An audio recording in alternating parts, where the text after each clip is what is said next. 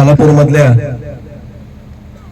श्री स्वामी समर्थांच्या या नूतन मठाच्या प्राणप्रतिष्ठा सोहळ्याच्या निमित्तानं आयोजनात आलेली स्वामी व्याख्यानाची ही सेवा, या सेवेला उपस्थित असणाऱ्या सर्व स्वामी भक्तांचं सर्वप्रथम दर्शन घेतो।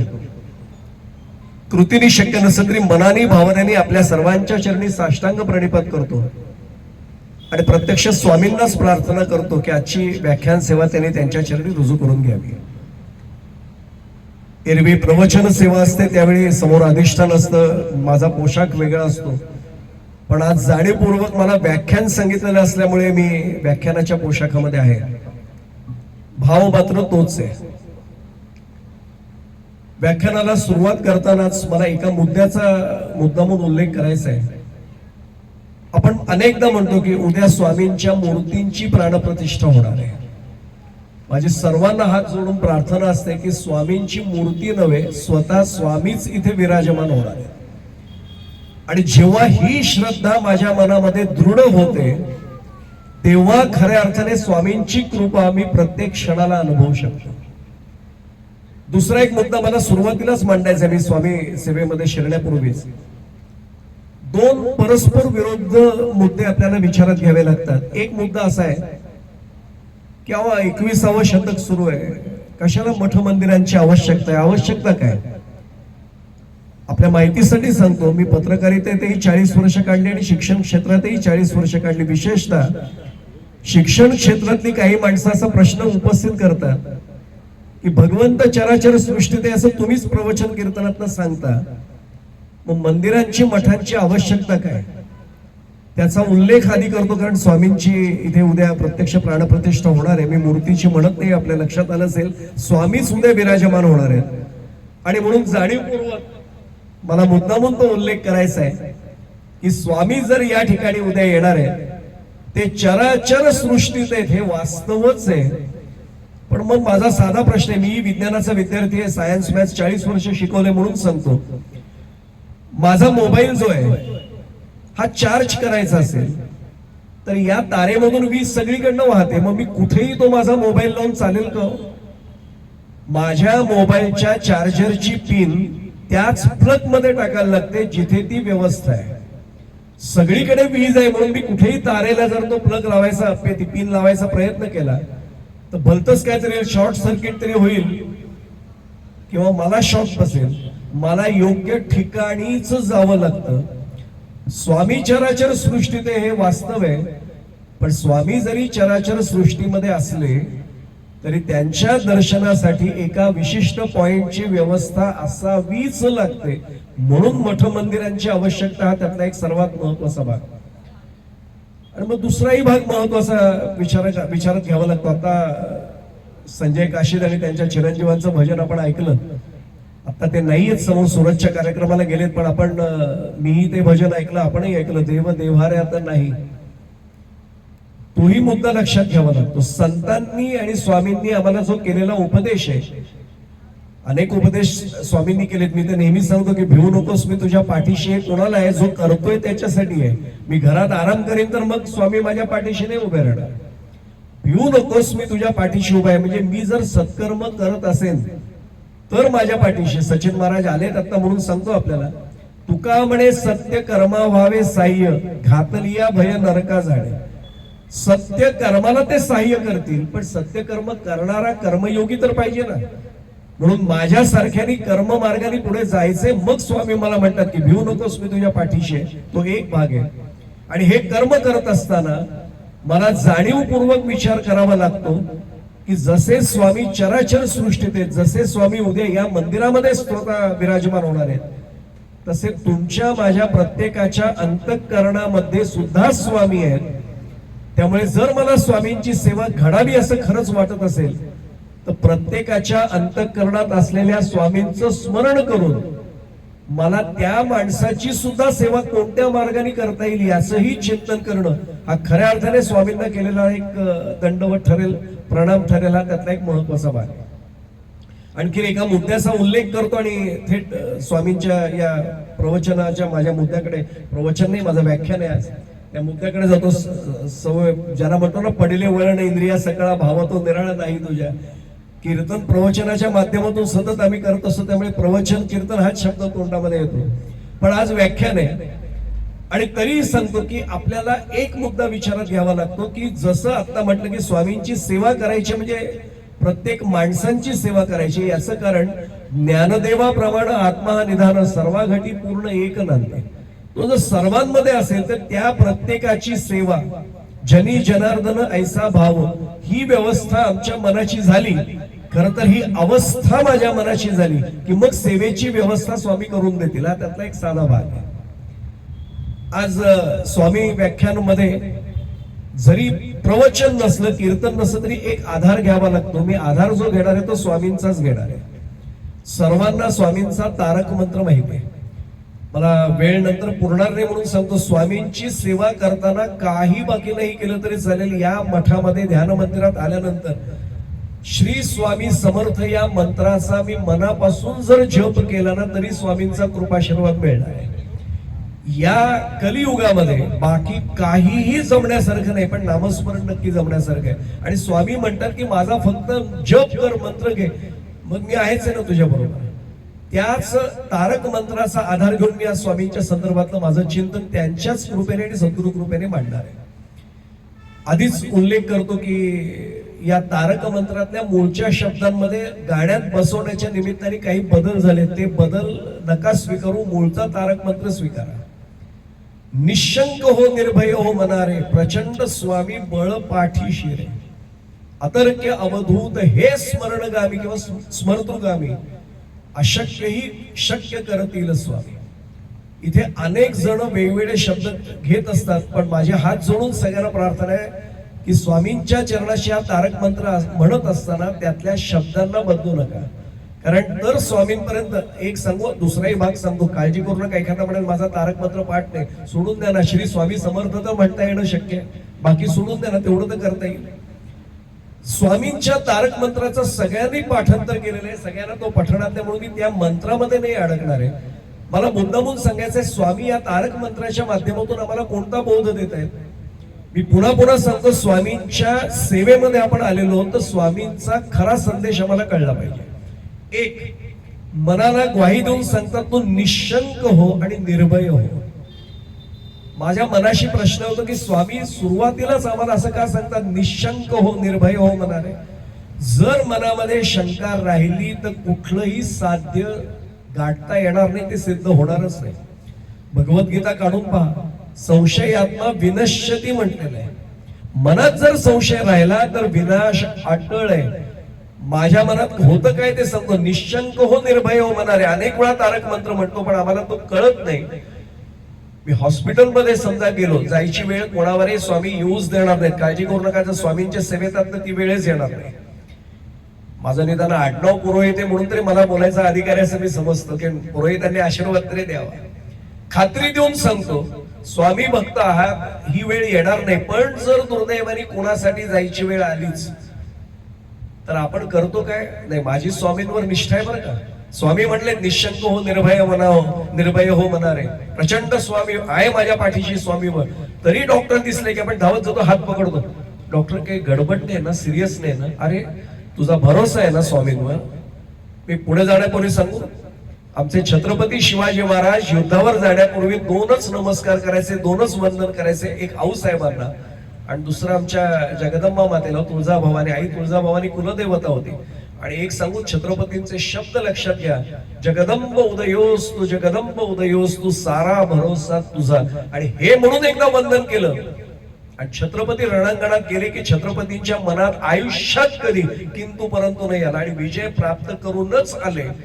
हा आदर्श आम्ही नको का ठेवायला.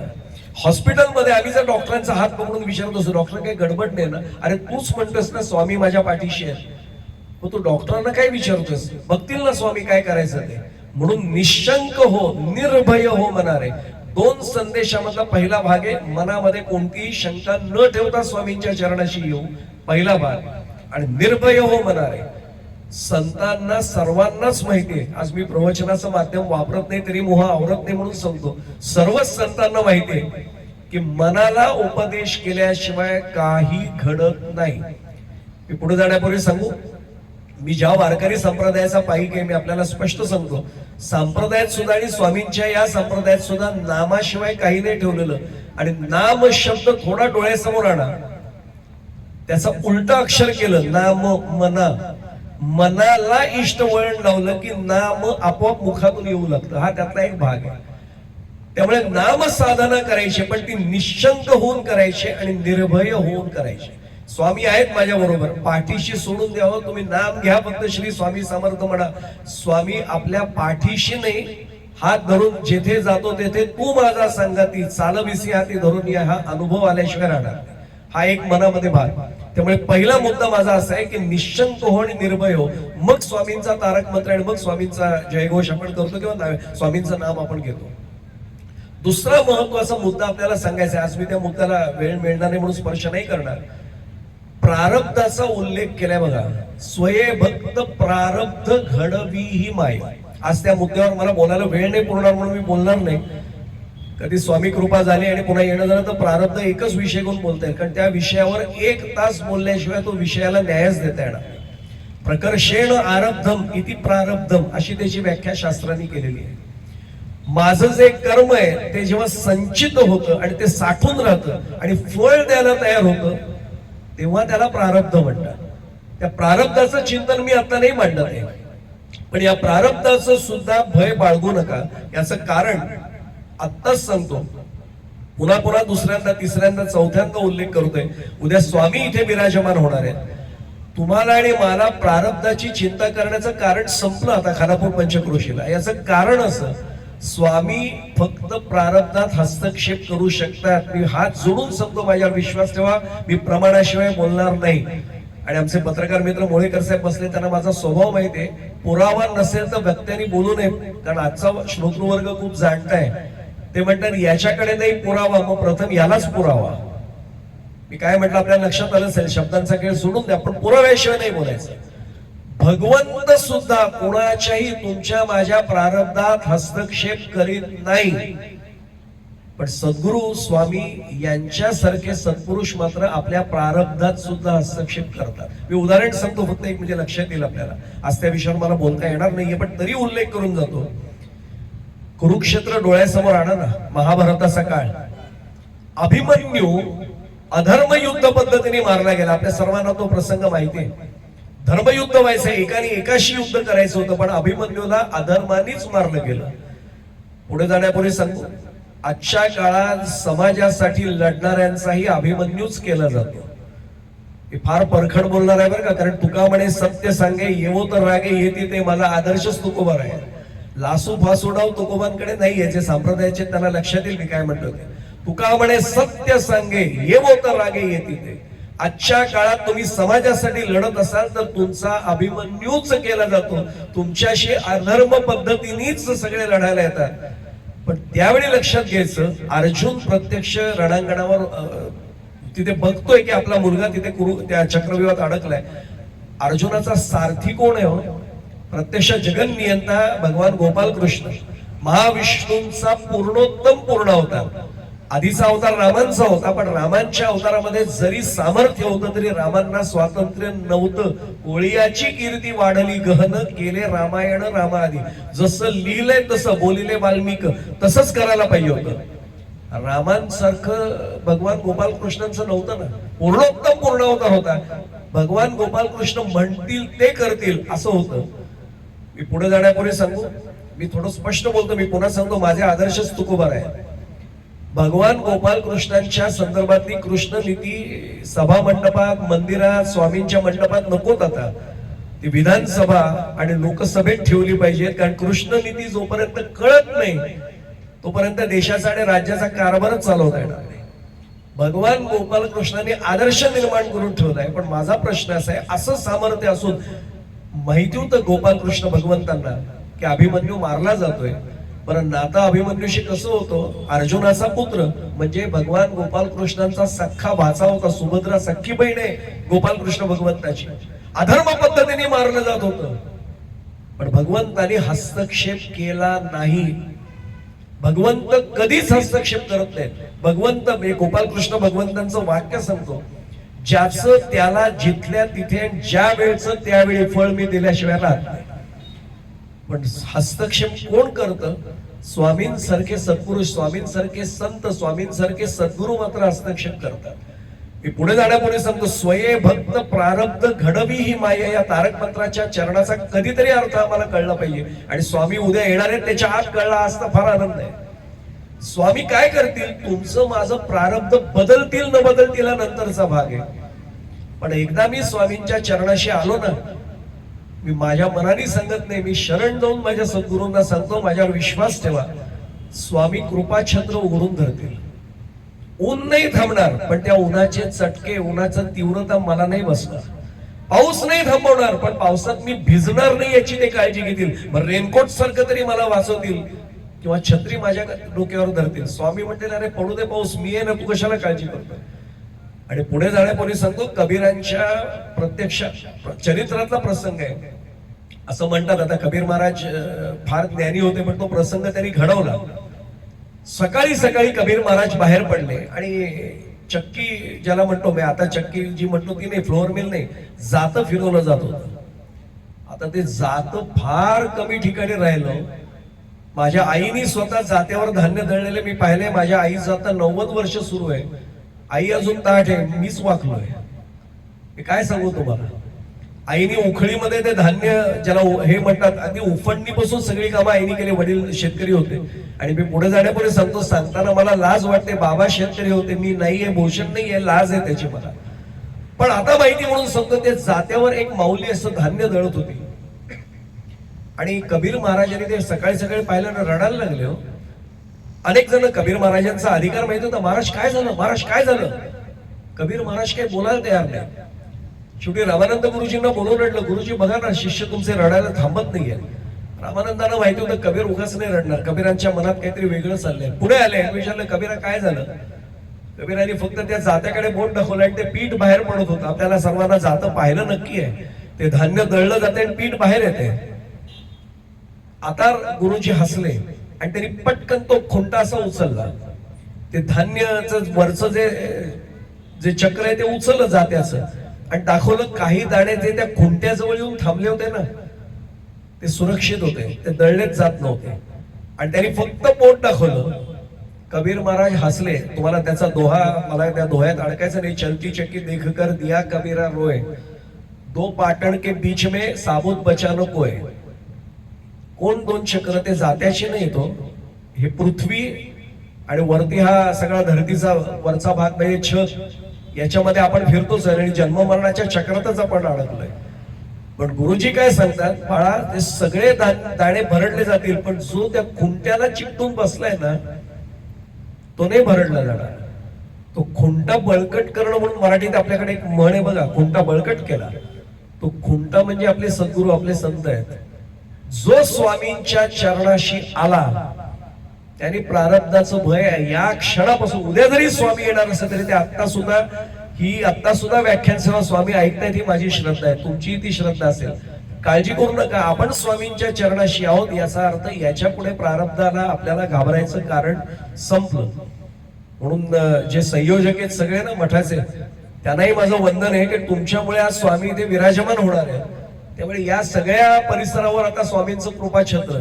अहो नुसतं जाता येता इथे थांबून नुसतं श्री स्वामी समर्थ एवढं जरी म्हटलं, स्वामी तुमचं आणि माझं रक्षण करायला बसले. काय भाग्य आपलं आहे बघा.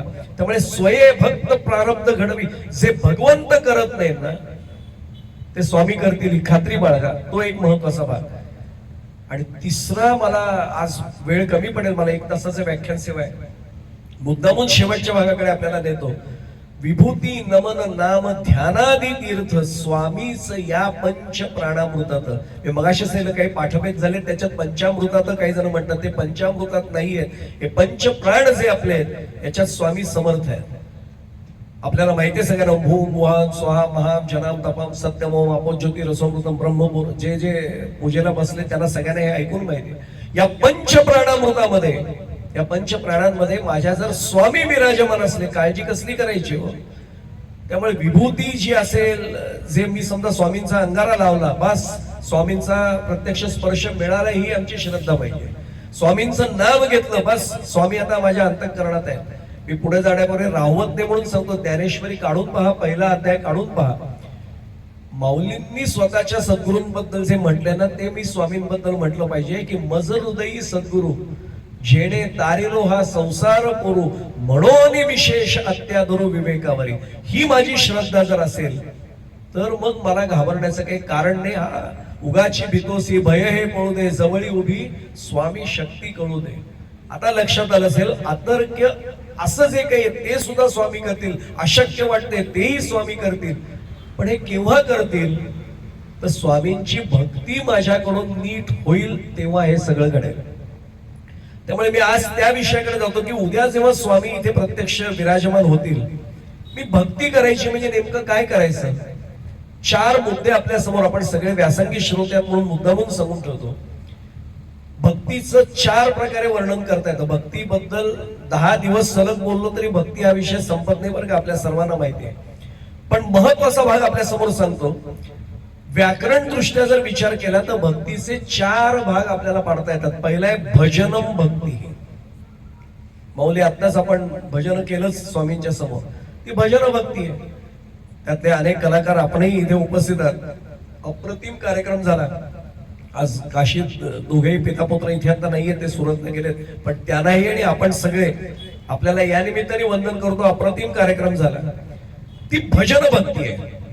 आता एखादा म्हणेल की आम्हाला त्या बोवांसारखं गाता नाही, नको नाही येऊ दे. भजन याचा अर्थ प्रत्येकाने स्वरामध्ये तालामध्ये गायलंच पाहिजे असं समजू नका. अनेक भजनाचे प्रकार आहेत. अहो मी नुसतं श्री स्वामी समर्थ, श्री स्वामी समर्थ, श्री स्वामी समर्थ हेही भजन म्हणून गणलं जातं. अजून काय सांगू. त्यामुळे भजन भक्ती त्यातल्या त्यात सोपी आहे. पण मी त्यातल्या त्यात महाराज का म्हटलं, ठरवून बघा. ठरवून इथे आहात ना तोपर्यंत होतं बरं का. इथून बाहेर पडताना चपला अडकवताना पण असतं मनात की आता इथे जसं केलं तसं घरी जाऊन पण करूया. श्री स्वामी समर्थ म्हणाला काय अवघड आहे, घरी गेल्यावर पण करूया. घरात जेव्हा चपला कडून आपण आज जातो ना, आपण आपले राहत नाहीत, आपण त्या प्रपंचात पुन्हा अडकतो. मग तेवढ्यात बाबा आई मम्मी पप्पा काका सगळी नाती पुन्हा जोडली जातात आणि मी त्यात पुन्हा गुरफटतो आणि माझं सगळं भजन बाजूला पडतं. भजन भक्ती दिसायला सोपी आहे, म्हटलं तर करायला सोपी आहे, पण ती थोडं त्यांची कृपा झाल्याशिवाय नाहीये. मी का सांगतोय, स्वामींना जेव्हा नमस्कार उद्या पण कराल तेव्हा स्वामींना एकच सांगा, स्वामी सगळं तुमच्या तारक मंत्रातलं आम्हाला ते तारणार आहे, आम्हाला पटतंय, पण ते करून घ्या. आणि मी एक सांगू, त्यांनी करून घेतलं तरच होणार आहे, नाही तर होणार नाही. मी करीन असं म्हटलं तर माझ्या इतक्या जगात तुम्ही मूर्ख शोधूच नका, शोध थांबवा. हा बोलतोय ना, हा वक्ताच तुमच्या समोर महामूर्ख जगातला बसलाय. मी करीन चूक, माझ्याकडून स्वामी करून घेतील ही श्रद्धा असेल तर ते करणार आहेत, हे निश्चितपणाने. त्यामुळे भजन भक्ती मी पहिला मार्ग सांगतो. दुसरी आहे ते थोडी अवघड आहे, भंजनम भक्ती. आता भंजन करणं म्हणजे काय करणं, तोडायचे मागचे पाश. मी एक सहज सांगतो, काय काळजी करू नका, मी विषय सोपा करून सांगतो, जड नाही सांगणार. संध्याकाळची अशीच वेळ होती, थोडस याच्यापेक्षा कमी वेळ, नुकताच सूर्यास्त झाला होता, थोडासा संधी प्रकाश होता. आमच्यासारखे अनेक जण हरिपाठ करायला जातात त्यावेळेला. काही जण हरीकडे पाठ करतात आणि कुठे जातात ते मी या गादीवर नाही बोलणार, या व्यासपीठावर ते बोलायचं नाही. हरिपाठ करणारे सुटले, हरीकडे पाठ केलेले अडकले. आपलं खूप शोधण्यात आपल्याला कळलं. हे हरीकडे पाठ करून नदीवर गेले आणि मग ते काय थोडस स्पष्ट बोलता येत नाही म्हणून शून्य हात आपण, मी सांकेतिक बोलतो, ते सरकार मान्य झाले होते. त्यामुळे डोकं नको इतकं चालायला लागलं आणि नेमकी नाव त्याला दिसली, होडी. आता होडी सुद्धा फार कमी ठिकाणी राहिली, नद्याच एवढ्या राहिल्या नाही तर काय करणार. होडी दिसली आणि मग यांचं सुपीक डोकं काम करायला लागलं, होडीत बसूया आपण. सगळे जण जे 7-8 जण होते ते होडीत बसताही येत नव्हतं, ती होडी मुळात हलते पाण्यामध्ये, हे हालत होते, कसे बसे बसले. आणि एकाने सहज पाहिले, हे काय रे, तो म्हटलं वल्लय वल्ल. म्हणजे काय, ते म्हणले काही नाही, पाणी ढकलता येतं म्हणले मागे. तो म्हटलं ढकलूया ना मागे. कधी गुजरातीत एक छान म्हणे बरं का, जेनु काम तेनु थाय, बीजा करे तो कोता खाय. आणि आपल्याकडे मराठीत माहिती आहे आपल्याला, तुकोबांनीच म्हटले, जावे त्याच्या वंशात तेव्हा कळे. काही जणांच्या मनात प्रश्न येतो, मासा तो पाण्यात राहून झोपतो कसा काय? जावे त्याच्या वंशात तेव्हा कळे, आपल्याला काय कळणार आहे? एक सांगू आपल्याला, दुरून डोंगर साजरे. मी अगदी सोपं सांगू आपल्याला, इथे तरुण पिढीतले अनेक जण बसले, त्यांना कळेल की तुमच्या घरातले तुमचे कोण ना कोणी असतील सॉफ्टवेअर इंजिनियर जे आहेत, आयटी क्षेत्रामध्ये जे आहेत, त्या आयटीत जाता येतात तेवढं दिसतं, त्यांचं पॅकेज दिसतं लोकांना, पण त्यांचे कष्ट विचारा कधीतरी काय असतात ते. सोमवार ते गुरुवार त्यांना जगाचा आठवण सुद्धा करायला वेळ नसतो, वैतागलेले असतात बघा तुम्ही. शनिवार रविवार कधी येतो असे ते 2 दिवसाची वाट बघतात. आता लक्षात आलं असेल मी काय म्हटलं, लक्षात आलं असेल, जावे त्याच्या वंशात तेव्हा कळे. डॉक्टरांकडे पाहिल्यावर आपल्याला त्यांचा स्टेथोस्कोप, त्यांचं राहणं आई बरं वाटतं. काय डॉक्टर तुमच्या पाया पडतात लोक, देव देव म्हणून. त्या डॉक्टरांकडे जाऊन बघा, त्यांची बायका मुलं त्यांना शिव्याच घालत असतात, कारण कधी त्यांना वेळच नसतो. झोपतात नुकतेच येऊन 12-12:30ला 4 घास खातात, दारावरची 1:30 किंवा 2ला सिरियस पेशंटची बेल वाजते, नातेवाईक आलेले असतात, डॉक्टर इमर्जन्सी चला, किंवा सिस्टरच येऊन सांगतात डॉक्टर इमर्जन्सी, गडबड आहे खाली. कुठली झोप हो? त्यांचे पैसे दिसतात पण कष्ट नाही दिसत. मी काय सांगतो लक्षात आलं असेल. मी एवढ्यासाठी सांगतोय की ते बसले आतमध्ये आणि वल्हायला लागले. एकाने त्याला विचारण्याचा काय उपयोग होतो, तो म्हटला नाव पुढे जाते. एकाचे खांदे दुखले, दुसऱ्याकडे दिलं, दुसऱ्याने केलं, तिसरा चौथा, आलटून पालटून पहाट झाली हो. वारा आला पहाटेचा आणि जे सरकार मान्य झाले होते संध्याकाळी ते आता जनमान्य झाले. हे आपल्याला कळलं, आपल्यासारखे झाले आता ते. आणि एकदम म्हटले आपण कुठे होत रे? दुसरा जरा सावरून म्हटलं अरे नदीमध्ये होत. तो म्हटलं नदीत मग बुडलो कसं नाही? अरे वेड्या होडीत होत म्हणले आपण. हातात काय तुझ्या? तो म्हटलं वल्ल आहे. यांनी काय होतं? तो म्हटलं ते पाणी मागे ढकललं की बोट पुढे जाते. वाटोळ झालं म्हटलं सगळं. ते म्हटले का? त्याने सांगितलं अरे कालपासून आपण हे वल्ल मारतोय, आपण खूप पुढे आलो, आता आपल्या बॅगा वगैरे राहिल्या त्या किनाऱ्यावर, गेलं आपलं सामान. तेवढ्यात नावाडे दादा आले, म्हणले ए मूर्खानो पहिले खाली उतरा. तो म्हणले नावाडे दादा जरा तुम्हीच वर या, आता नाव पुन्हा घेऊन चला, आमच्या बॅगा त्या किनाऱ्यावर राहिल्या. मूर्खानो त्याने हात धरून खेचले सगळ्यांना, खाली उतरा. कुठल्या बॅगा मागे राहिल्या? तिथेच आहेत म्हणल्या. आणि बॅगा तिथेच होत्या. तर दादा कसं काय झालं? इकडे या म्हणले. आता ते जाणण्याच्या स्थितीत होते, कारण तुमच्या माझ्यासारखे झाले होते. मागे बोट दाखवली, ती होडी आहे ना जाड दोरांनी एका झाडाला बांधून ठेवली होती. ते म्हणले तुमच्यासारखे नमुने मला रोज भेटतात, त्यामुळे मला होडी अशी नुसती नाही ठेवताय, ती झाडाला बांधून ठेवतो. किती पण वल्ल मारा, होडी पुढे जाणारच नाही. मी त्या होडीचं नाही बोलत आहे. मी काय म्हटलं, आपण सुज्ञ अधिकारी आहात, अभ्यासवाद कळलं असेल. ही नाव त्या प्रपंचाला आमच्या अशी काही संसाराला बांधून ठेवले ना, किती पण श्री स्वामी समर्थ, श्री स्वामी समर्थ, जातोय कशाला पुढे? मागे अडकवूनच ठेवलंय. तिथे बसलो तरी सुद्धा स्वामींच्या समोर, मी मूर्ती समोर म्हणत नाहीये, स्वामींसमोर बसलोय. दुधाचा गॅस बंद करून आले ना, माझ्यासारखा पटकन गाडी पकडायची आपल्याला, एसटी मिळेल ना वेळ. अरे तू स्वामींसमोर आहेस ना, आता 2 मिनिटं तरी बस तिथे, ते सोड ना पाश सगळे. मी काही वेळ तरी स्वामींसमोर बसल्यानंतर मागचे पाश तोडू शकलो तर त्याला म्हणायचे भंजनम भक्ती. दुसरा प्रकारे थोडा अवघड आहे, याचा फक्त चुकीचा अर्थ हात जोडून सांगतो करू नका. आता घरी गेल्यावर कोणी असेल पप्पा कॉलेजची फी द्यायची उद्या. अरे कुठले पप्पा आणि कुठलं काय? मी सगळे पाश स्वामींच्या समोर तोडून आलोय रे. तो कर्तव्यच्युतीचा दोष सांगितलाय. कर्तव्य नाही चुकवायचं, कर्तव्य करायचंच आहे, पण स्वामींनाही सोडायचं नाही, पाशात गुंफायचं नाहीये, पण जायचंय मात्र पुढे. सगळ्या जबाबदाऱ्या पूर्ण करायच्या आहेत, पण स्वामींना सांगायचं स्वामी या भवसागरातील नौका बुडणार नाही एवढी काळजी तुम्ही घ्या, आम्हाला घेऊन चला पुढे. भंजनम भक्ती. तिसरी त्याच्यापेक्षा थोडी अवघड आहे, त्याला म्हटलेले भागो भक्ती. स्वामींसमोर आल्यानंतर मी वेगळा नाहीये, स्वामी मी तुमचाच अंश आहे. ममैवांशो जीव लोके जीवभूत सनातन. आणि एक सांगू आपल्याला, ज्या क्षणी मी शब्दाच्या पातळीवर नाहीये, इथून जेव्हा सांगेन ना स्वामी तुम्ही आणि मी वेगळे नाही आता राहिलेलो. आणि असं होता येतं का? मी प्रमाण सांगतो, माझ्याकडे संप्रदायाची सुद्धा आमची मंडळी आहे, प्रमाण सांगतो. तुकोबांचा मागणीपर प्रकरणातला अभंग काढून पहा. तुकोबा भगवंताशी भांडले, तू देव मी भक्त ऐसे करी, किंवा अद्वैती तो नाही माझे समाधान, गोड हे चरण सेवा तुझी. देव भक्त पण सुखाचा सोहळा, ठेवून निराळा दावी मज. किती प्रमाण देऊ आपल्याला? याचा अर्थ जर मी त्यांचा अंश आहे, हे कळलं ना, त्याला म्हणतात भागो भक्ती. चला, शब्दांच्या पातळीवर तरी आज स्वामी येण्यापूर्वी आपल्याला कळलं.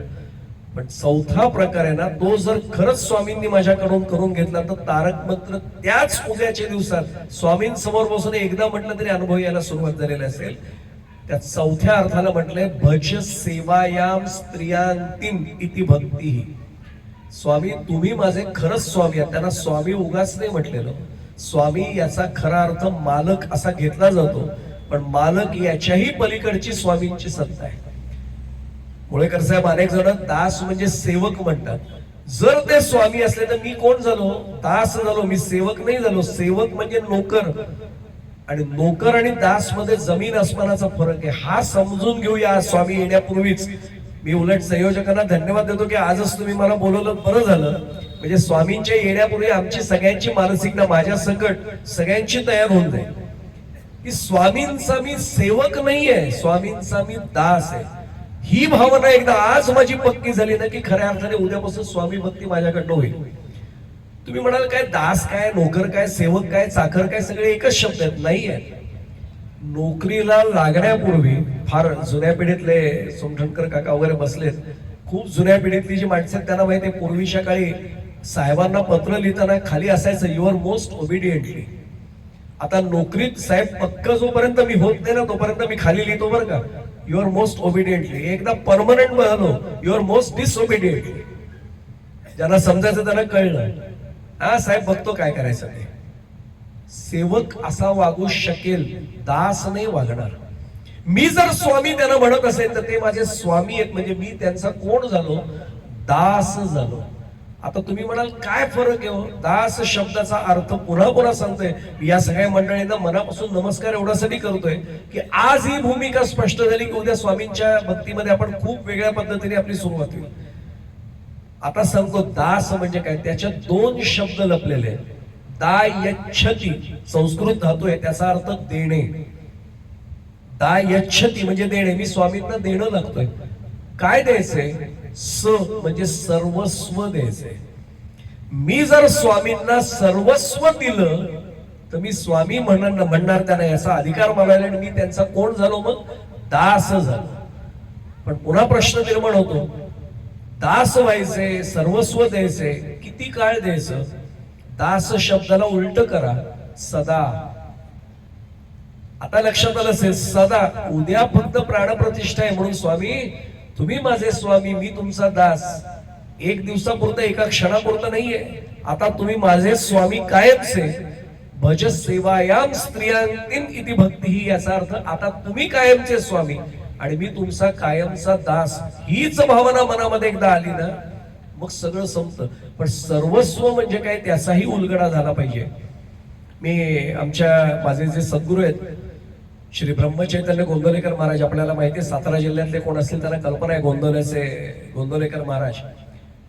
एक वाक्य त्यांचं असायचं की तुम्ही तुमचा हात माझ्या हातात द्या, मी तो थेट रामांच्या हातात देईन.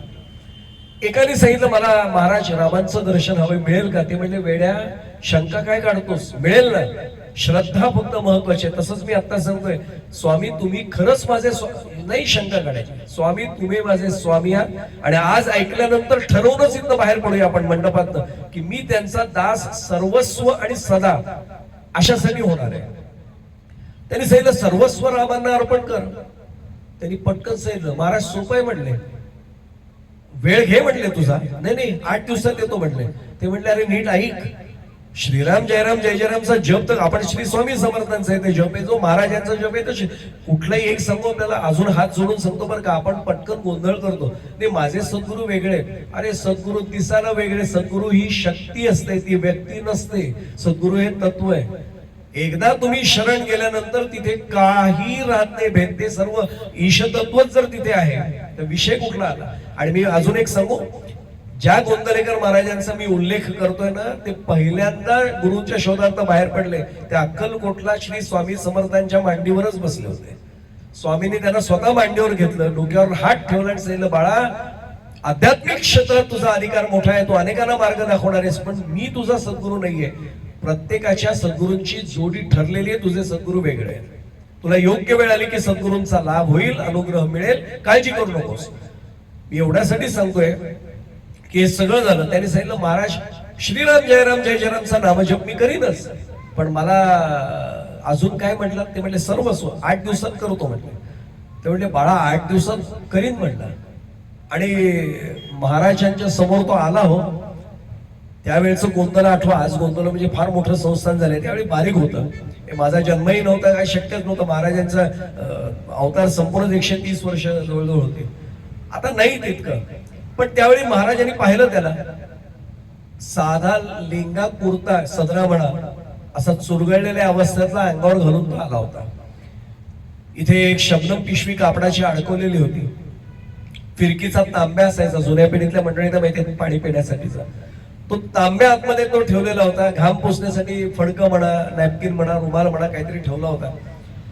लांबूनच पाहिलं आणि कळलं महाराजांना की जरा खिन्न होऊन आलाय. बोलवलं त्याला जवळ, नमस्कार केला आणि बसला. मान वर करायला तयार नाही.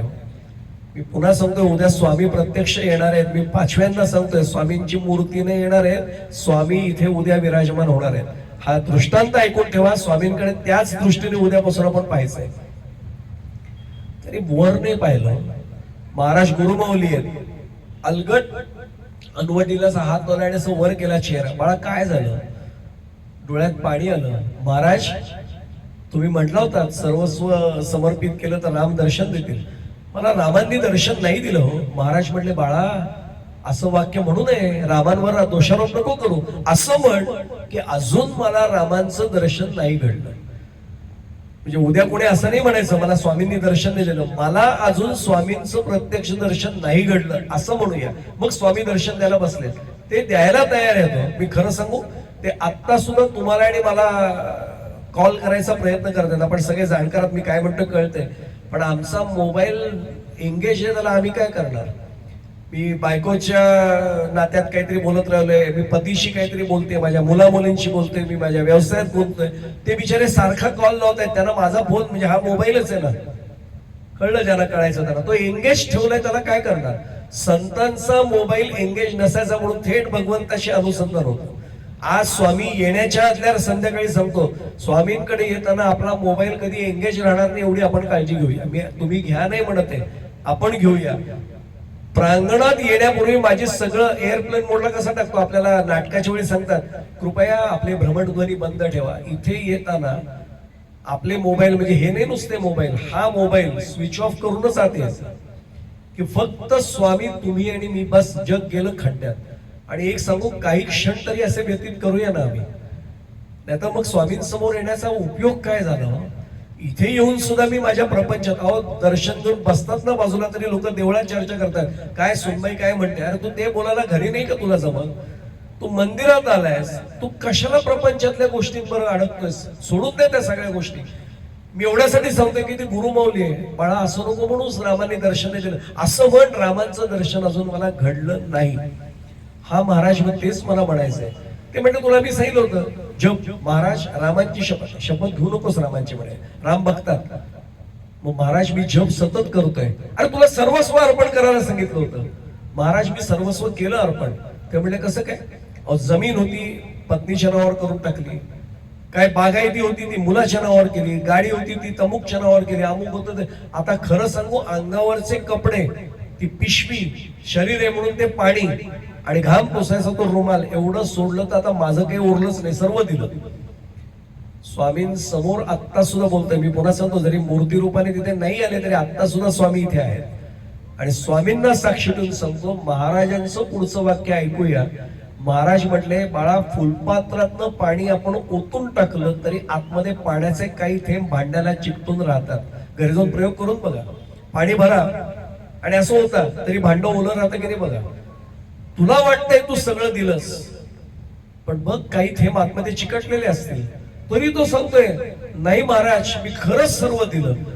आता पुढचा प्रश्न आहे का, म्हणजे कळेल सर्वस्व स्वामींना द्यायचं म्हणजे काय करायचं. महाराज पटकन म्हणतात, काय रे तू मगासपासून सांगितलं हे दिलं ते दिलं ते दिलं हे दिलं, काय हे दिलं दिलं म्हणतो, ते कुणी दिलं? एवढा रडत असून पुढे झाला, कुणी म्हणजे काय, मी दिलं. हा तेवढंच राहिलं. म्हणले तू सर्व दिलं पण शेवटचा अक्षर स्व राहिला ना. मी काय म्हटलं लक्षात नसेल, आम्ही स्वामींना सर्व देतोय, स्व कुठे देतोय? स्वामींना मी खरं सांगू, आपली आर्थिक स्थिती नसेल चांगली, मी नाही स्वामींना मोत्याचा कंठा अर्पण करू शकलो, हरकत नाही. देव भावाचा भुकेला दास सेवक असा झाला. भगवंताला माझा भाव फक्त महत्वाचा आहे. अहो शबरीने काय दिलं, उष्टी पोरं दिली तरी तो प्रभू वश झाला. त्याला काही नकोय हो, माझ्या इथला भाव त्याच्या चरणी समर्पित होणं, हे सर्वस्व समर्पित केलं की स्वामी माझेच आहे. म्हणून मी मगाशी सांगितलं की भज सेवायाम स्त्रियांती. मी जेव्हा स्वामी म्हणतोय तेव्हा माझ्या मनामध्ये ही भावना पाहिजे की बस मी त्यांचा दास आहे. दास म्हणजे देणारा, सर्वस्व देणार आहे. नाही होणार एका दिवसात तयारी, पण स्वामी तुम्ही उद्यापासून इथे आहात ना, घ्या ना माझ्याकडून तयारी करून. बस एवढी प्रार्थना करूया. करून घेतील की नाही पहा. अहो स्वामी आपलं आयुष्य बदलून टाकतील. एकच सांगू आपल्याला, स्वामी भक्तीत आहात म्हणून सांगतो, स्वामी सुतांचं चरित्र फक्त काढून पहा ना, एका क्षणात बदललो, एका क्षणात. मी आत्ताच मुळेकर साहेबांना सांगितलं, माझे हात जोडून प्रार्थना आहे. कोल्हापूरला प्रज्ञापुरीमध्ये स्वामींचं जे मंदिर आहे ना, अप्रतिम मंदिर आहे. तिथे त्या मंदिरामध्ये अनेक जण असेल की त्यांनी स्वतःचं आयुष्य स्वामीमय केलंय. मी जाहीरपणाने सांगतो, स्वामीमय झाले तो. म्हणजे संसारातनं बाहेर पडले, बायका मुलांना सोडून दिलं असं नाही केलंय, पण सगळा व्यवसाय करतात, घरचं सगळं चरितार्थ चालवतात, पण बाकी मिळेल तो वेळ स्वामी भक्तीत आहे. तिथे येतात आणि सतत श्री स्वामी. अहो तुमच्या माझ्याशी बोलता बोलता महाराज ते बाकी सगळं बोलणं थांबलं, श्री स्वामी समर्थ, श्री स्वामी समर्थ, हे चालू आहे अखंड. या स्थितीपर्यंत जर मी उद्यापासून नाही पोहोचलो तर स्वामी इथे येऊन सुद्धा गंगादाराशी आले पण मी कोरडा राहिलोय असं नको व्हायला. रेनकोट घालून गंगेत नाही उतरायचं. स्वामींच्या समोर उद्या जाताना माझी अशी मनाची तयारी असली पाहिजे की निश्चितपणाने मला स्वामींच्या सेवेमध्ये झोकून देताना सर्वस्व समर्पित करायचंय.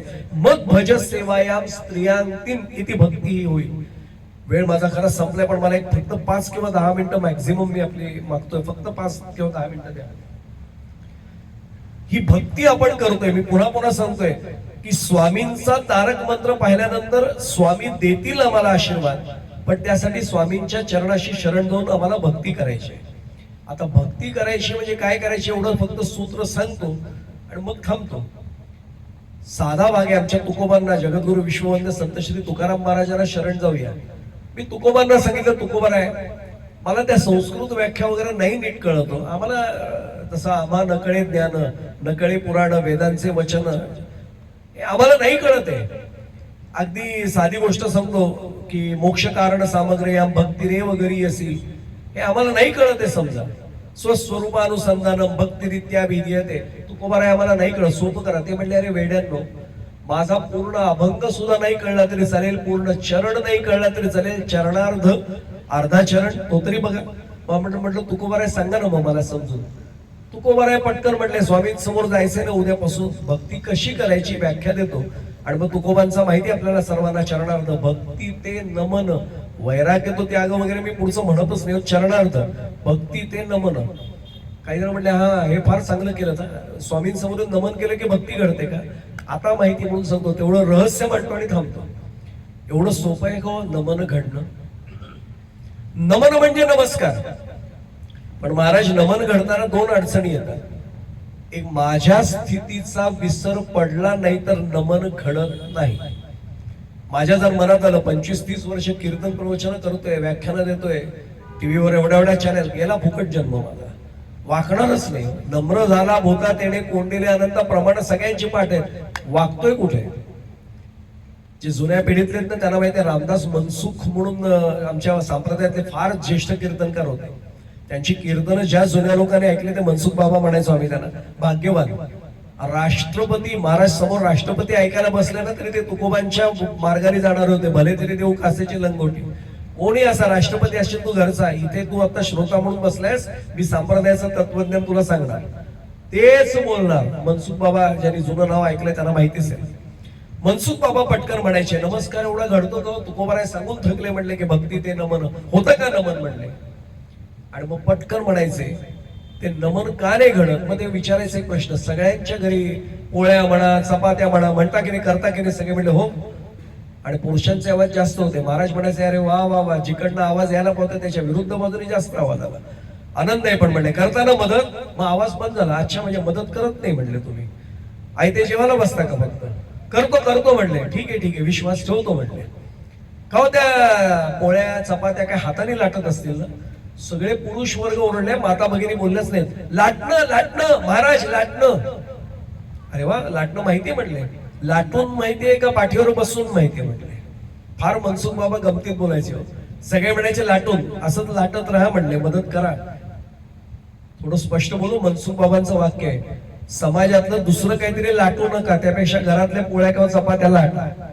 ज्यांना कळायचं त्यांना कळलं. त्या लाटणारे लोक भरपूर भेटले आपल्याला. आम्ही ते 40 वर्षात पत्रकारितेत नमुने भरपूर पाहिले. लिहून झालं, लिहून कंटाळलो. आता लक्षात आलं असेल ते म्हणले पोळ्या लाटणार, बाकी लाटू नका म्हणले की. आणि मग म्हटले ते लाटणं सगळ्यांनीच एकदा तरी हातात घेतलं असेल. सगळे म्हणलं घेतलंय. आणि मग महाराज म्हणायचे ते लाटणं बघा मध्ये निमुळतं, दोन टोकाला जाड. सगळे म्हणले नाही नाही महाराज उलट सांगताय, मध्ये जाड आणि दोन टोकाला निमुळतं. हसायचे. तोपर्यंत असे उभे राहायचे. त्या लाटण्याचं नाही बोलून राहिलो, मनसुख बाबांचं वाक्य, त्या लाटण्याचं नाही बोलून राहिलोय.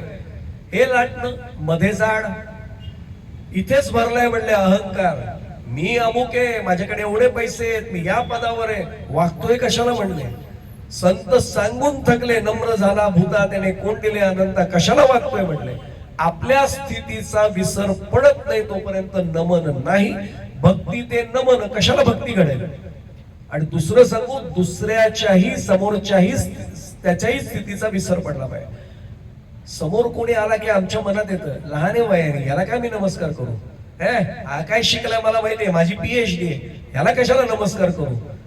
एक सांगू, जे वारीला एकदा तरी गेले, निदान ज्यांनी वारी पाहिले त्यांना सांगतो, आत्ताची मुलगी येते ना छोटीशी धावत, एवढ्या वयाचा मुलगा मुलगी समोर आले ना तरी माऊली म्हणून आमचे हात असे खाली वाकून जोडले जातात. का सांगू, आमचा पांडुरंग परमात्मा आहे ना, तो पूर्वीचा अवतार कोण आहे, द्वारकेची मूर्ती आली भीमा तिरी. शेवटी तो कृष्ण कन्हैया होता, तो नटखट आहे, तो कोणाच्या रूपाने येईल ना माहित नाही. आम्ही असे ताट लहान मुलगा, याला काय नमस्कार करा. माऊली म्हणून वाकलो, तो जर भगवंतच असेल तर नमस्कार पोचला. मी खरं सांगू, संतांचं हे वाङ्मय घराघरात पोचलं ना, माऊली काय सांगू आपल्याला, समाजामधली भांडणं संपतील, वादविवाद संपतील. पण आम्ही कोणाशी वाकायला नम्र व्हायलाच तयार नाही. त्याला काय समजतंय, तुला काय समजते ते कळलं तुझ्या एका वाक्यावरनं. मी एवढ्यासाठी सांगतोय आपल्याला की ते म्हणले वाकत नाही, कारण अहंकार भरला इथे. त्यामुळे भक्ती ते नमन एवढं सोपं नाही. मी फक्त पुढचा अर्थ सांगतो आणि थांबतो. मला खूप बोलण्यासारखं आहे, पण मी सगळा मोह आवडतो. स्वामींची इच्छा आणि कृपा असेल तर पुन्हा कधीतरी आपली भेट होईल. एकच मुद्दा फक्त सांगतो, उद्या स्वामी येणार आहेत प्रत्यक्ष आपल्याकडे, म्हणून आजच मनाची तयारी करूया. भक्ती ते नमन म्हणजे नेमकं काय, थोडं गोकुळात जाऊया, म्हणजे मग उद्या स्वामींची भक्ती आपली तशी होईल. गोकुळामधनं भगवान गोपाल कृष्ण, आमचे कृष्ण कन्हैया बाहेर पडले आणि पुन्हा गोकुळात नाही फिरले, परतलेच नाहीत. ते गेले एकदा मथुरेला, परत नाही आले. आमचं महाराष्ट्र तसं नसतं. आम्ही एखाद्या भाड्याच्या खोली, त्याविषयी 10 बाय 12ची एकच खोली, नंतर बंगला मिळाला तरी पाहुण्यांना आम्ही तिथे घेऊन जातो. इथे राहिलो 3 महिने, अरे आता तुला बंगला मिळाला, तुझा जीव अजून त्या खोलीतच अडकलाय का. आमचे कृष्ण कन्हैया एवढं गोकुळ आहे. आणि एक सांगू, गोकुळ तिकडे शोधू नका. गो नाम इंद्रिय, कुल म्हणजे समूह, इंद्रियांचा समूह म्हणजे गोकुळ आहे. जेव्हा हे मला कळेल ना, पंच म्हणून तर 10 इंद्रियांचा एक मेळा केला ऐसा गोपाळ केला. आपल्याला तुकोबांची सगळी प्रमाणं माहिती आहेत. एकदा या 10 इंद्रियांचा एक मेळा झाला, हे गो नाम इंद्रिय यांचं संकुल साजरं झालं की भगवंत इथेच आहे, तो इथलाच अवतार आहे. आम्ही नेहमी सांगतो, चरित्र ते उच्चारावे केले देवे गोकुळी, बाहेर नको, इथे त्या भगवंताचा जन्म झाला पाहिजे, तो इथे अवतीर्ण झाला पाहिजे. ते बाहेर पडले एकदा आणि सगळ्या गोपिका अस्वस्थ झाल्या. सगळ्या गोपिका अस्वस्थ, कोणाचं लक्षच कामात लागेना, सगळे रडतायत, जेवणात कोणाचं लक्ष नाहीये. स्वामींची एक दिवस जरी दर्शनाची आपली वारी चुकली ना, तर आपल्याला हे व्हायला पाहिजे उद्यापासून की नाही स्वामींचं एकदा तरी, स्वामी जिथे असाल तिथनं दर्शन घ्या बरं का, तरी स्वामी दर्शन देतील, हेही सांगतो. स्वामीचं या पंचप्राणामृतात म्हटलेलं उगाच नाहीये, पण तरी सुद्धा सगुण स्वरूपात काय याचा विषय निघाला म्हणून सांगतो. तुम्हाला कदाचित कोणी विचारेल का बसल्या जागे स्वामींचं दर्शन मिळत नाही का, मिळतं ना. पण समर्थांनी दासबोधात म्हटले, सगुणाचे आधारे निर्गुण पाविजे निर्धारे. त्या सगुण भक्तीच्या आधारे आम्हाला, म्हणून तर सदा माझे डोळा जडो तुझी मूर्ती, किंवा सुंदर ते ध्यान उभे वेटेवरी कर कटावर, हे सगळं असलंच पाहिजे. मी एवढ्यासाठी सांगतोय की सगळे अस्वस्थ झाले. तुम्हाला काय वाटतं भगवान कृष्ण कन्हैया अस्वस्थ नव्हते झाले का? तेही अस्वस्थ झाले होते, त्यांचंही लक्ष लागेना. आणि त्यांनी शेवटी सांगितलं, उद्धवा गोकुळात जा, तू ज्ञानयोगात, कारण उद्धवजी ज्ञानयोगाचे अधिकारी, जाऊन सांग की अरे भगवंत चराचर सृष्टीत आहे, कशाला रडताय, जातो म्हणले. अर्जुन आणि उद्धवजींमध्ये हा मूलभूत फरक होता. आले उद्धवजी, रथ आला, धुळीचे सगळे लोट उडाले. त्या धुळीच्या लोटांच्या आकारावरनं कळलं की भगवंताचा रथ आलाय. काय आश्चर्य असेल, विचार करा, काय भक्ती असेल. धूळ थांबली, हातातली कामठून सगळ्या गोपिका धावल्या होत्या. धुळीचे लोट खाली बसले, नमस्कार करायला पुढे आले. रथ भगवंताचा होता, पण आज भगवंत नव्हते, उद्धवजी होते. तरी स्वागत केलं, बसायला आसन दिलं, पाद्यपूजा केली, औक्षण केलं. आणि एवढंच म्हटलं, उद्धवजी फार बरं झालं तुम्ही आलात, कारण एक सांगू, तिये कडून येत असे वारा आडकडे बीजोदर. आपल्याला सर्वांना ज्ञानेश्वरीचा 13वा अध्याय काढा. सद्गुरु गुरुगृह चिये देशी तो देशूची वसे मानसी म्हटलंय. तुम्ही आलात बस, भगवंत आम्हाला तुमचा अंगावरची वारा जरी आला, धूळ जरी आली तरी भगवंताचा स्पर्श झाला. पण उद्धवजी भगवंत कुठे आहेत? उद्धवजी म्हणले त्यासाठीच आलोय. काय कुठे आहेत मग भगवंत? आलेत का? येत आहेत का मागून? अहो येतात का काय, ते इथेच आहेत. कुठे आहेत मग? अरे वेड्यांनो, या चराचर सृष्टीत भगवंत व्यापून आहे म्हणले. तो या धुळीचे लोट उडालेले, तर प्रत्येक धुलीकणात भगवंत आहे, या रथात भगवंत आहे, त्या घोड्यांमध्ये भगवंत आहे, त्याच्या लगामात भगवंत आहे. हा सारथी जो आला उद्धव, त्याच्यामध्ये भगवंत आहे, तुमच्यामध्ये भगवंत आहे. त्याने सांगितलं, हे ज्ञान कर्जत खालापूरला जाऊन सांगा, गोकुळात येऊन नाही सांगायचं. आम्हाला तुमच्यासारखा साक्षात सगुण साकार भगवंत पाहिजे. पुढचं वाक्य आहे का? उद्धवजी म्हणले एवढंच आहे ना? हो म्हणले. सोपा मार्ग सांगतो, डोळे मिटा आणि भगवंताचं स्मरण करा. भगवंत साक्षात समोर उभा आहे. आता त्या गोपिका आणि गोप रडायला लागले. हो उद्धवजी म्हणले, का रडताय? आता तुम्हाला मार्ग दिला. काय सांगू उद्धवजी, भगवंत एकटा गेलाच नाही ना, तो जाताना आमचं मन पण घेऊन गेला. त्याला काय करू? म्हणून त्याला अनेक नाव आहेत. त्या चित्त चोर नाव आहे बघा. आमचं चित्तही तो घेऊन गेला. आता कुठल्या मनात त्याचं स्मरण करू?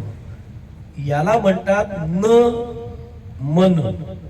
आपण सगळे सुज्ञ आहात. भक्ती ते नमन, नमस्कार नाही नुसता, भक्ती ते न मन, मन रहित होणं. मन रहित होणं ही खरी भक्ती आहे. स्वामींची भक्ती करताना मी खरंच उद्यापासून प्रश्न विचारला पाहिजे की मी फक्त स्वामींसमोर उभं राहून हात जोडतो तेव्हा स्वामी इथे मनात आहेत का? ज्या क्षणाला मी नुसतं श्री स्वामी समर्थ म्हणतोय त्या क्षणाला स्वामी माझ्या मनात आहेत. माझ्या मनामध्ये प्रत्येक क्षणाला, प्रत्येक माझ्या मनाचा कोपरा त्यांनी व्यापलेला असेल तर ओळखायचं की आता माझं मन माझं नाही राहिलंय, ते स्वामीमय झालंय. मग मनरहित मी झालोय असं म्हणता येईल. आणि मग भक्ती ते न मन म्हणजे भक्ती ते न मन ही खरी भक्ती झाली. हा त्याचा साधा भाग आहे. माझे हात जोडून सगळ्यांना प्रार्थना आहे, आपण खरंच भाग्यवान आहात की आपल्या नगरीमध्ये उद्या या ठिकाणी, पवित्र ठिकाणी स्वामी स्वतः येत आहेत. स्वामींचं आगमन प्रत्यक्ष होणार आहे. जरी ते मूर्तीच रूपाने तिथे स्थापन असले तरी उद्या प्रयत्न असा करा की त्या अंतःकरणामध्ये सुद्धा त्यांची प्रतिष्ठापना होईल. मग आपल्याला समर्थांचा अभंग आहे, देव जवळी अंतरी. पण ती पुढची चूक आमच्याकडनं होणार नाही. भेटी नाही जन्मांतरी हे आमचं होणार नाही. आमची भेटी जन्मोजन्मी स्वामींची होत राहील. बस एवढं सगळं झालं की मग त्यांची विभूती लावूया, त्यांचं नाम घेऊया, त्यांच्या पायांचं तीर्थ, चरण तीर्थ घेऊया. विभूती नमन नाम ध्यानादी तीर्थ आणि स्वामीच या पंचप्राणामृतात ही अनुभूती आम्हाला आल्याशिवाय राहणार नाही. ती जर खरंच उद्यापासून यायला लागली या पंचकृषीत आम्हाला, तर खरं ओळखायचं की स्वामींची खरी कृपा आमच्यावर झाली. आता मी पुन्हा सांगतो, स्वामी रूपी गंगा इथे आली आणि आम्ही कोरडे राहिलो असं होऊ नये एवढीच फक्त प्रार्थना. पुन्हा ती करायची कोणाला? स्वामींनाच करायची. स्वामींनाच सांगायचं की आमच्याकडनं हे करून घ्या, आम्ही हे करू. चूक स्वामी, मी लहान बाळ आहे, मला काही कळत नाही. एक सांगू, त्यांना उलट हा भाव जास्त आवडतो की स्वामी मी मूर्ख आहे, मी लहान आहे, अजाण बालक आहे, मला खरंच काही कळत नाहीये. पण स्वामी तुम्हाला कळतंय ना, तुम्ही गुरुमाऊली आहात ना, माझ्याकडून हे करून घ्या ना. बस एवढं शरण जाऊन अनन्य भावाने. आणि अनन्य भाव म्हणजे दुसरीकडे भाव न ठेवता अन्याश्रयांचा त्याग करायचा आणि फक्त त्या चरणाशी यायचं. बघा काय चमत्कार होतो. मग लक्षात येतं, ज्या क्षणाला अडचण आलेली असते ना, मी पुन्हा सांगतो, आता मी प्रवचनाच्या माध्यमात नसलो तरी सांगतो, माझ्यावर विश्वास ठेवा, समोर अधिष्ठान आहे स्वामींचं असं समजून मी सांगतोय. ज्यांनी ज्यांनी स्वामी भक्ती केली त्यांना एकदा कधीतरी एकटा गाठून विचारा, अनन्य भावाने जर शरण गेलेलो असो ना आपण, कितीही अडचण असू दे, एकदा अडचण ते येऊ देणार नाहीत, पण परीक्षा म्हणून बघतात बरं का, अशी अडचण येऊ देतात. त्या अडचणीच्या काळात मला माझे नातेवाईक आठवतात का स्वामी आठवतात, एवढंच फक्त परीक्षेचा तो क्षण आहे. ज्यावेळी अडचणीत सुद्धा स्वामीच आठवतील आणि सुखात सुद्धा स्वामीच आठवतील. कारण सुखात आठवत नाही बरं का, सौख्यात नाठवे हरी. मी काय म्हटलं लक्षात आलं असेल, संकट समय असं हरिपाठ, परिपाठ हाची लोकी, दावी मगत तसाचा हरिपाठ. असं नाही होता का बा, सुखातही तो आठवला पाहिजे. कारण दुख में सुमिरन सब करे, सुख में करे ना कोई, पण जब सुख में सुमिरन करे तो दुःख काय को होय. बस एवढंच कबीर महाराज म्हणाले, तसं करूया. उद्यापासून स्वामी इथे येत आहेत, त्या क्षणापासून मी फक्त स्वामीमय होईन. कुठलाही सुखाचा प्रसंग असो, दुःखाचा प्रसंग असो, पहिली आठवण मला झाली पाहिजे स्वामींची. अजून एक राहवत नाही म्हणून हात जोडून सांगू आपल्याला, करून बघा प्रयोग. घरामध्ये साधा शिरा जरी केलेला असला तरी पहिलं स्वामींना समर्पित करा आणि एवढंच म्हणा, स्वामी तुम्ही पहिल्यांदा घ्या. बस करून पहा. मी जाताना राहवत नाही म्हणून सांगतो, घरात सत्यनारायणाच्या पूजेच्या साहित्याच्या यादीनुसार करून बघा, तो शिराच होतो, पण सत्यनारायणाच्या वेळी तो प्रसाद होतो. मी काय म्हटलं आपल्या लक्षात आलं असेल, प्रयोग करून बघा. आपण सगळ्या गृहिणी आहेत उत्तम, सगळ्या माता भगिनींना हा अनुभव आहे, सगळ्या पुरुषांनाही हा अनुभव आहे. स्वामींना आपण एवढंच जाऊया, शरण जाऊया की स्वामी उद्यापासून तुम्ही इथे विराजमान होणार आहात प्रत्येक क्षणाला. आणि एक सांगू तुम्हाला, विसर न व्हावा असं म्हणतो बघा आपण, हिची दान देगावा देवा तुझा विसर न व्हावा. स्वामींकडे एवढंच मागणं मागा. स्वामींकडे बंगला, गाडी उद्यापासून काही मागू नका. आलेली गाडी 2 दिवसांनी जुनीच होणार आहे. आज बंगला मिळेल स्वामी, अहो त्यांना काय कमी हो, कुबेर त्यांच्या दाराशी आहे. तुम्ही जर मागणं मागितलं आणि निस्सीम भक्ती असेल तर स्वामी बंगला देवा, जुनं घर झालंय देतील. पण 1 वर्षाने तो बंगल्याचा स्लॅब गळायला लागल्यानंतर पुन्हा स्वामींकडेच येणार होत ना. स्वामींकडे असल्या गोष्टी मागू नका. स्वामी तुम्ही माझे वाढ, मी तुमचं होईल, एवढंच मागा. एकदा स्वामींनी मस्तकावर हात ठेवला आणि सांगितलं तू माझा आहेस, मग एरवी तरी माझी या भक्ता आणि म्हणजे ज्याला आपण काय म्हणू, आणि संसाराची चिंता काय, समर्थाची कांता कोणांन मागे, ही अनुभूती येईल. स्वामी मी तुमचं आणि तुम्ही माझे, ते अनुभूती उद्यापासून येऊ देत. मी त्यांचा झालो आणि ते माझे झाले. जगात मागण्यासारखं शिल्लकच राहणार नाही. एवढंच त्यांनी कृपा उद्या करावी. त्यामुळे आपण सगळे भाग्यवान आहोत. खूप बोलण्यासारखं आहे, पण मला 1 तासाची वेळ दिल्यामुळे मी सगळा मोह आवरतो. मुळात उशीर सुरू झाला होता, पण तरी आपण खूप मोठ्या संख्येने छान प्रतिसाद देऊन ऐकलं. यासाठी पुन्हा एकदा आपल्या चरणाशी नतमस्तक होतो. कृतीने शक्य नसेल तरी आपल्या सर्वांच्या चरणी साष्टांग प्रणिपात माझ्या मनाने भावनेने करतो. झालेली सेवा स्वामींच्या चरणी, माझ्या सद्गुरूंच्या चरणी समर्पित करतो. इदन्न मम, माझ्याकडे काही राहू नये, सगळं त्यांच्याकडे. त्यामुळे त्यांच्या चरणी पुन्हा एकदा नतमस्तक होतो. स्वामींवर अशी फक्त एक वेळ कधी येऊ नये की मला सुधारावं, त्यांनी लागावं. स्वामी माझा मार्ग चुकणार नाही एवढीच कृपा उद्यापासून करा. बस एवढं मागणं आपल्या सर्वांचा प्रतिनिधी म्हणून मागतो त्यांच्या चरणाशी. आणि इथेच सेवेला पूर्णविराम देतोय. श्री स्वामी समर्थ. श्रीराम. ओम तत्सत ब्रह्मार्पणमस्तु. श्रीराम. श्री स्वामी समर्थ. श्रीराम.